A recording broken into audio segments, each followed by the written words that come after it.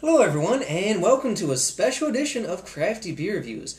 Now today I'm not reviewing any beer, but I wanted to go back through the 82 videos that I posted during 2012 and select the 10 that were my personal favorite. Now this isn't an overall list for 2012 because I had some amazing beer on draft and at other places, but I wanted to go through and just select the videos that I personally did.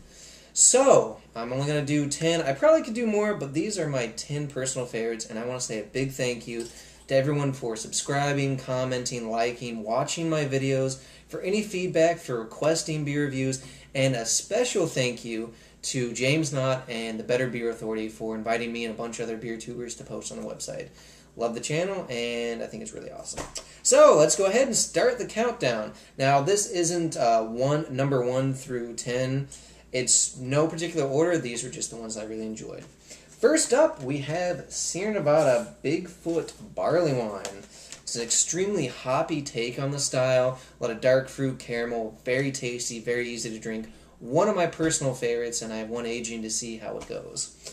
Next up is Bell's Hop Slam. As a matter of fact, it's getting released here in Ohio this coming week. I am super excited to try it. One of the most grapefruit-forward IPAs you could ever ask for. There's a ton of sweetness, ton of fruity character, hides the alcohol well, extremely drinkable, and I look forward to the release every year. Alright, now we move on to the brewery with their Autumn Maple. They use yams instead of pumpkins, makes a big difference. There's a ton of fall, seasonal type of characteristics in there. There's a little bit of some spices from the Belgian yeast, a little bit of sweetness, all wrapped up in a very, very tasty, warming package. Great seasonal, very first beer I've had from a brewery, and I really want to try more. Alright, next one is Stone and their Double Bastard. Double Bastard is doubled up on everything from Arrogant Bastard. It's got a lot of hops, got a lot of caramel, very balanced, very easy to drink despite how strong it is. And this one is supposed to age very well, so I've got a few bottles aging to look forward to. Next up is Stone Ruination 10th Anniversary IPA. This is also a bigger, more massively hopped version of Ruination, which is one of my favorite double IPAs. This beer just blew me away. It was so hoppy. It had so many great citrus and piney resinous hop characteristics. Barely any malt. Very, very drinkable. I hope that Stone brings this back, even though they said they weren't going to. Next is Stone Enjoy By 11912 IPA. This was the second batch of their Enjoy By IPA. Phenomenal. They used hop bursting, so this isn't overly bitter. It's actually a very sweet, very balanced IPA that has great notes of citrus and floral character. Very drinkable, extremely enjoyable. I know it's coming to a few more markets in the coming weeks, so pick it up if you're in those areas. Alright, now we're on to Three Floyds and their Apocalypse Cow. This is their double IPA, but the twist on this one is they use milk lactose sugar. So it has a really creamy body like you'd find in a milk stout, but all the hoppy characteristics from a double IPA. Very drinkable, very enjoyable. Again, hides the alcohol perfectly.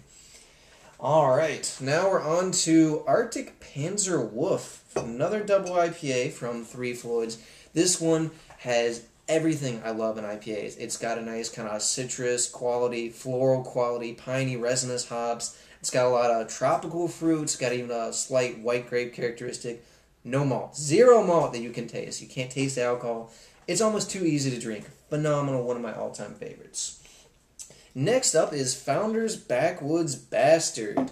This is my favorite Scotch ale of all time. It combines caramel, toffee, butterscotch notes perfectly with bourbon, vanilla, oaky smokiness. Drinks great fresh, but I'm also excited to see how it evolves when it ages. So I have a few bottles aging. Phenomenal beer if you can ever find it. And last, but certainly not least, is Founders KBS. It was the first year I was able to find this bottle, and I was blown away. Lives up to the hype. Chocolate, coffee, vanilla, oak, bourbon. Absolutely phenomenal. Little hot right off the bat when it's fresh, but I had one recently, and it's mellowed out quite nicely. One of my favorite Imperial Stouts of all time. Alright guys, that is my top 10 list for the beers that I reviewed in 2012.